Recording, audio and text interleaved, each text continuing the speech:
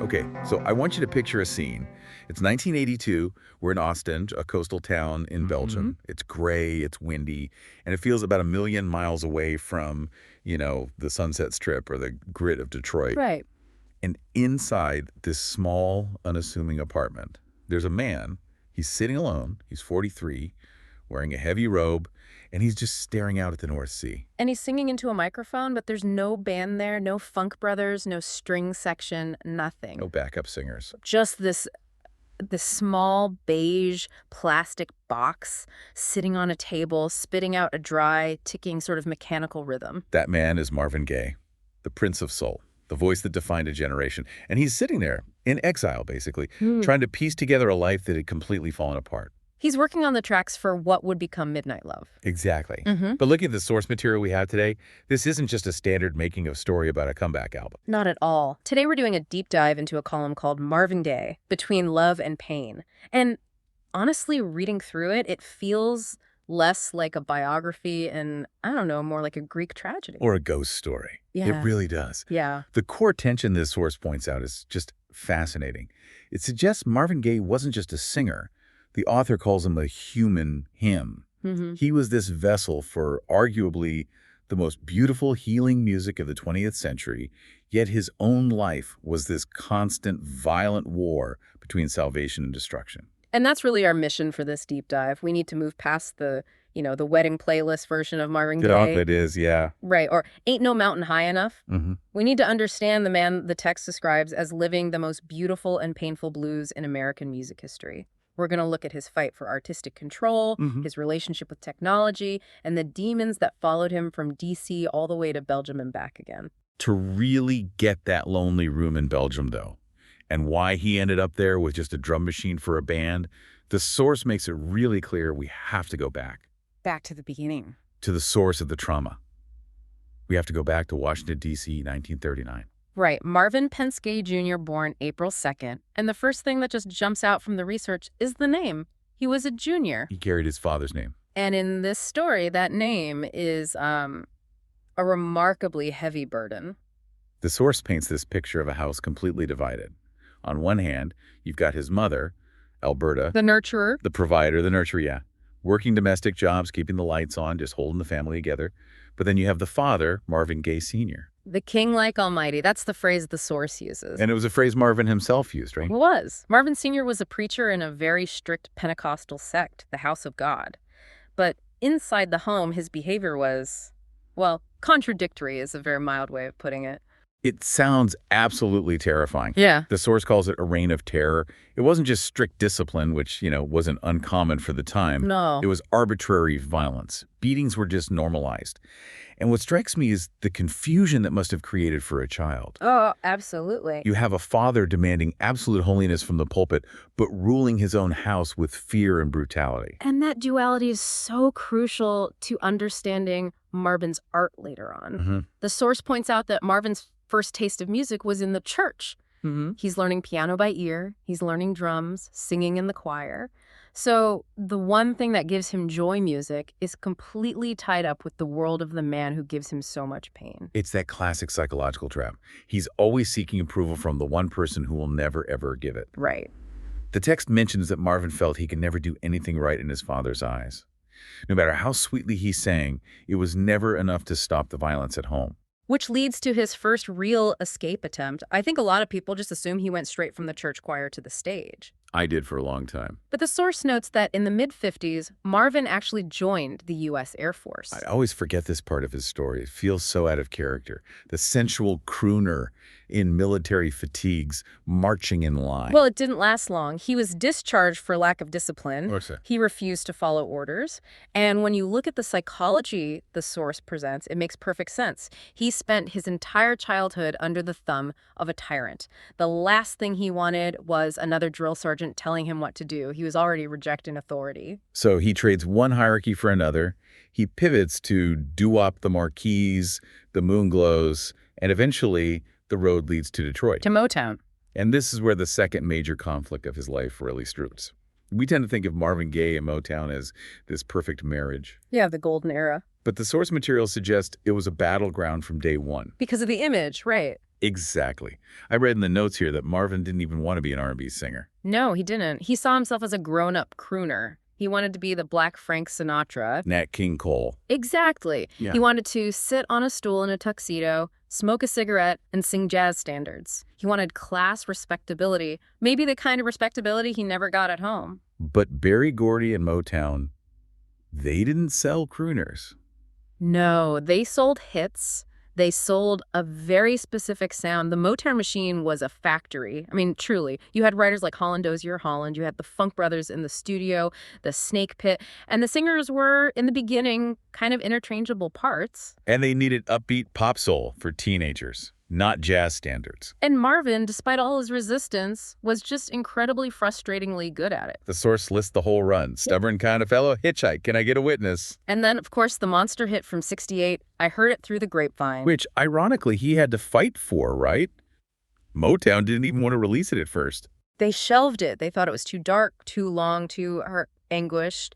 It didn't fit the happy Motown formula. But when it finally dropped, it became their biggest selling single ever at that point.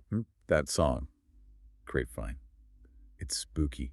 It doesn't sound like pop music. It sounds like paranoia. It sounds like a man losing his mind. That is a great observation, and it ties right into what was happening in his personal life. The source really highlights his partnership with Tammy Terrell around then. The duets, yeah. They had these huge hits, Ain't No Mountain High Enough, Ain't Nothing Like the Real Thing. On stage, they were the picture of romantic bliss. The chemistry was just off the charts. But tragedy strikes again.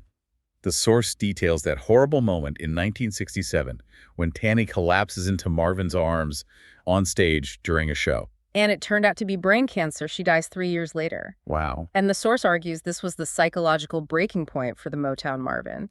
He couldn't go back to singing happy love songs and doing choreographed dances. He was completely devastated. He went into seclusion. Stopped performing, even tried out for the Detroit Lions football team, just grasping at anything to get away from the music business. It seems like every time he reaches a new peak, something just pulls him right back into the darkness. But that darkness, it eventually births his masterpiece. We have to talk about 1971, what's going on. This is the pivot. The source emphasizes this wasn't just an album, it was a revolution. Until this point, Motown artists did what they were told. Right. Marvin walked in and said, no, I'm writing this, I'm producing this, and it is not going to be about boy meets girl. It's about the Vietnam War. It's about police brutality, the environment, inner city poverty. And can we talk about the technical side for a second? The source mentions how he changed the sound. He started layering his own vocals. Oh, right. He'd record a lead line, then record another one over it, and another one. It created this rich, almost divine choir effect, but it was all him. He was harmonizing with himself. Which is such a perfect metaphor for his isolation, isn't it? Yeah. Even in a choir, he's the only one there. Absolutely. And he kept the mistakes, the chatter in the studio intro. That was just a party happening in the studio. And he kept it because he wanted it to feel human, like a community. I've read that Berry Gordy hated it at first, called it the worst thing he'd ever heard. He did. He thought it would ruin Marvin's career, famously said, "Why would I ruin my biggest artist with a protest album?" But Marvin basically went on strike. He told Motown, "Put it out or I never sing for you again." And he won. The album changed everything. It proved an R&B artist could be an auteur, a visionary. But the Force points out this strange trajectory. He conquers social justice with what's going on, but then in 1973, with Let's Get It On, he pivots again. From the political to the deeply personal, or the sexual, but the source argues they're two sides of the same coin. He's exploring passion in all its forms. Okay. Whether it's passion for your brother dying in Vietnam or passion for a lover, it's about deep human connection. He was looking for a way to bridge the gap between people. Speaking of connection. Yeah. Or the breaking of it, we have to discuss the album. Here, my dear. Oh, man. This is one of the wildest stories in music history. Yeah. The source calls it a confessional, but that feels like a huge understatement. It's a divorce settlement on wax. He was divorcing Anna Gordy, Berry Gordy's sister. Berry Gordy's sister, which makes it even more complicated. He didn't have the cash for the settlement. So the judge ordered, and Marvin agreed, that the proceeds from his next album would go directly to Anna. So he literally wrote an entire album knowing, I'm not making a single dime from this. It's all going to my ex-wife. Exactly. And because of that, he held nothing back. He decided if she's getting the money, she's getting the truth. Wow. He sings about the arguments, the hypocrisy, the pain. There are lyrics like, you can leave, but you can't leave with my money. It's petty, it's rambling, it's bitter. And critics at the time didn't get it. They hated it. They thought it was self-indulgent. But today, it's seen as a masterpiece of raw emotion. It's the blood on the tracks of soul music. It's the ultimate breakup album. But this really brings us into the downward spiral the text talks about. The late 70s sound like a blur of chaos for him. A very dark time. The IRS was after him for millions in unpaid taxes. He was struggling with a severe cocaine addiction. His second marriage to Giannis Hunter was failing. He was paranoid, believing people were trying to kill him. He had to get out. He literally ran out of road in America. He had to leave. Which brings us right back to that cold room in Ostend, Belgium. He flees to Europe to escape the IRS, the dealers. And this is where the story takes that fascinating turn with technology. The Roland TR-808. Now, today, the 808 is everywhere. It's the sound of trap, hip-hop, modern pop. You turn on the radio right now, you are hearing an 808. Oh, yeah. But in 1982... In 1982, it was a novelty. It was kind of seen as a toy. Real drummers hated it. It didn't sound like a drum. It sounded like a clock ticking. It was synthetic. It had this cowbell sound that sounded nothing like a cowbell. But Marvin, he fell in love with it. Why? Was he trying to be futuristic? Was he trying to invent techno or something? The source suggests it was partly necessity and partly psychology. In Belgium, he didn't have his big band. He didn't have the budget to fly in all the top session players. So he had to use the box. He had to, but it goes deeper than that, doesn't it? I think so. Think about where he was mentally. He felt totally isolated. He couldn't trust people. People had betrayed him, divorced him, sued him. A drum machine. Doesn't show up late. It doesn't argue. It doesn't ask for a raise. It doesn't judge you. It's consistent. Profound. He replaced the chaos of human relationships with the reliability of a machine. And the result is sexual healing. If you really listen closely to that track, you hear the contrast the analysis points out. The beat is cold. It's a loop. Boom, tick, clack, tick. It's almost clinical. But then Marvin's voice just floats on top of it, and it is the warmest, most desperate human yearning you have ever heard. It's that tension again. Man versus machine. Yeah. Isolation versus connection. And it worked. Sexual Healing was a massive hit. It completely revitalized his career. He won 2 Grammys. He goes back to the U.S. He performs at the Motown 25 special in 1983. I've seen the footage of that Motown 25 performance. He looks elegant, but so tired. He sits at the piano, and he just commands the room. It looked like the beginning of a glorious third act. The Comeback King. Exactly. It looked that way. All right. But the source is brutal here. It says the demons didn't stay in Belgium. They followed him home. He moved into his parents' big house in Los Angeles. The very place where the trauma began. Just feels so inevitable in hindsight, but it's still so shocking. He moves back in with the king-like almighty father. April 1st, 1984, the day before Marvin's 45th birthday. The source describes an altercation. It wasn't about music or money. It was over something trivial. A misplaced insurance letter, something mundane. And Marvin stepped in to protect his mother from his father. He did. And his father picked up a gun. A gun that Marvin himself had bought for him. A gun Marvin had bought for him for protection against intruders. And he shot his son in the chest. It's the ultimate grim irony. The source calls it Shakespearean, and they are not wrong. Not at all. The man who sang Save the Children, who sang Mercy, Mercy Me, who spent his whole life trying to outrun his father's shadow. Ends up dying by his father's hand in his father's house. It's a devastating conclusion. The source reflects on this paradox. Right. Marvin could heal millions of strangers with his voice. He could create this sonic sanctuary for the whole world. But he couldn't find sanctuary in his own home. He couldn't heal the one relationship that mattered most. It really changes how you hear the music, doesn't it? When I listen to what's going on now, or even the later stuff, it doesn't just sound like a protest song or a love song. It sounds like a prayer. A prayer for peace that he never quite got for himself. So when we zoom out and look at the whole legacy, what's the key takeaway from this deep dive? Beyond the hits, beyond the tragedy. I think there are 2 levels. The musical legacy is undeniable. He liberated artists to write their own truth. He proved that electronic music could have a soul. I mean, that 808 beat in Sexual Healing is the DNA of modern R&B. Without Marvin Gaye, there is no Prince, no D'Angelo, no Frank Ocean. But the human legacy? The source leaves us with all the what ifs. What if he'd stayed in Belgium? What if he had never bought his father that gun?